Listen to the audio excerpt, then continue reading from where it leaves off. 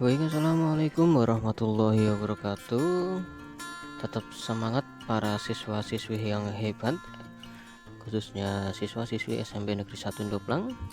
Baik, dalam pertemuan kali ini kita akan masuk kepada bab kelima, masih dalam mata pelajaran bahasa Indonesia kelas 8 SMP, yaitu kita masuk pada teks eksplanasi ya, teks eksplanasi. Mungkin kalian masih asing dengan bahasa ini, eksplanasi.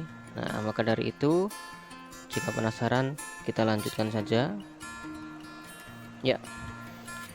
Kompetensi dasar pada materi kali ini adalah mengidentifikasi informasi dari teks eksplanasi berupa paparan kejadian suatu fenomena alam yang diperdengarkan atau dibaca dengan memperhatikan struktur, unsur kebahasaan, dan isi secara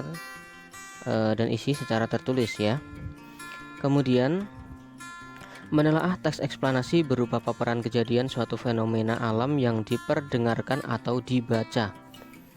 Kemudian meringkas isi teks eksplanasi yang berupa proses terjadinya suatu fenomena dari beragam sumber yang didengar dan dibaca. Yang terakhir, menyajikan informasi data dalam bentuk teks eksplanasi proses terjadinya suatu fenomena secara lisan dan tulis dengan memperhatikan struktur, unsur kebahasaan atau aspek lisan. Nah, tujuannya adalah siswa atau kalian diharapkan mampu menjelaskan pengertian teks eksplanasi, itu yang pertama. Yang kedua, meringkas isi teks eksplanasi yang berupa proses terjadinya suatu fenomena dari beragam sumber yang didengar dan dibaca.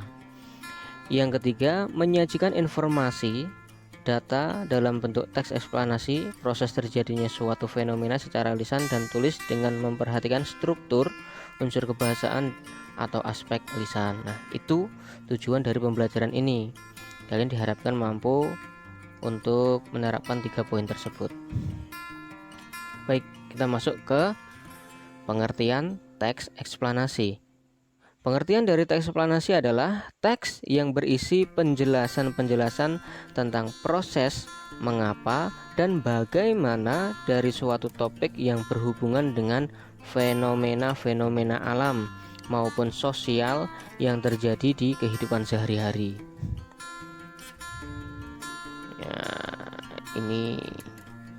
Ya, ini pengertian dari teks eksplanasi. Pengertian teks eksplanasi. Teks eksplanasi adalah teks yang berisi penjelasan-penjelasan tentang proses, mengapa, dan bagaimana. Ya. Jadi yang diceritakan adalah prosesnya, mengapa suatu kejadian itu terjadi dan bagaimana kejadian itu terjadi dari suatu topik yang berhubungan dengan fenomena-fenomena alam maupun sosial yang terjadi di kehidupan sehari-hari. Nah, tujuan dari teks eksplanasi adalah untuk menjelaskan proses terciptanya sesuatu. Saya ulangi. Untuk menjelaskan proses terciptanya sesuatu yang terjadi secara alamiah atau proses bekerjanya fenomena alam maupun sosial. Nah, itu tujuan dari teks eksplanasi. Nah, ini merupakan bagian-bagian, ada pernyataan umum, urutan sebab alam atau urutan sebab sosial, kemudian urutan akibat alam atau urutan akibat sosial. Ini merupakan struktur teks eksplanasi. Jadi ketika kalian menemukan soal kok ada 3 bagian ini, pernyataan umum, urutan sebab alam, urutan sebab sosial, kemudian urutan akibat alam atau urutan akibat sosial, itu merupakan struktur dari teks eksplanasi.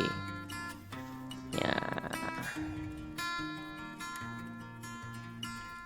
Nah, kemudian adalah ciri-ciri dari teks eksplanasi. Memuat informasi fakta.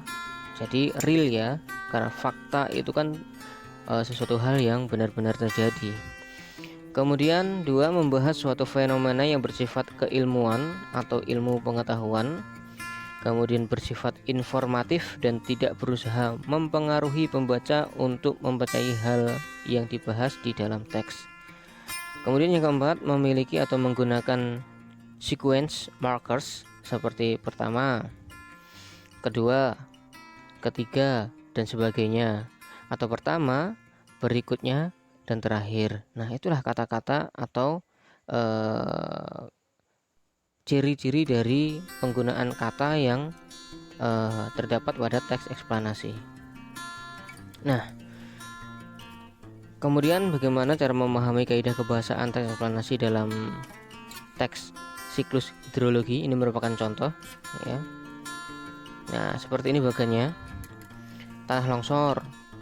Kenapa bisa terjadi tanah longsor? Penyebabnya adalah 1, gaya penahan, ya. Bagan kedua, gaya pendorong. Dari bagan gaya penahan turun lagi lereng yang terjal, tanah yang kurang padat dan tebal, batuan yang kurang kuat, jenis tata lahan, adanya material timbunan di tebing, bekas longsoran lama, adanya bidang diskontinuitas. Nah, kemudian turunan dari gaya pendorong itu ada getaran, susut muka air, danau atau bendungan, adanya beban tambahan, pengikisan atau erosi, penggundulan hutan, kemudian hujan, kemudian yang terakhir adalah tempat pembuangan sampah.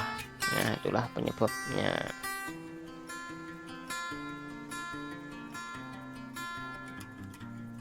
Ya, sekian dulu. Itu merupakan materi pada kali ini, ya. Nanti untuk pengayaan bertemu pada video berikutnya.